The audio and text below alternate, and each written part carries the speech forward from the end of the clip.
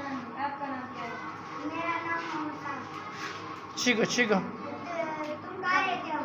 मैं खेल में रहता हूँ। आप कहाँ रहते हो?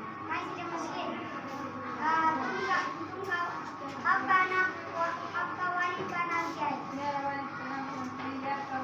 आपके वालिद का नाम क्या है? कौन से क्लास? कौन से क्लास?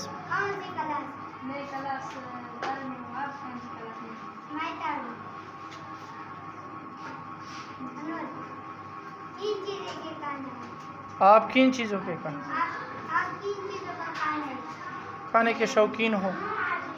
मैं पुलाव कढ़ाई वगैरह शौकीन हूँ। आप किन खाने की चीज़ों खाने के शौकीन हो? दाल,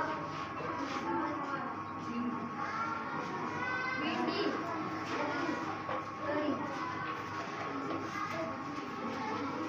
खेल क्या खेल क्या पसंद करते हो? खेल में कौन सा खेल पसंद करते हो?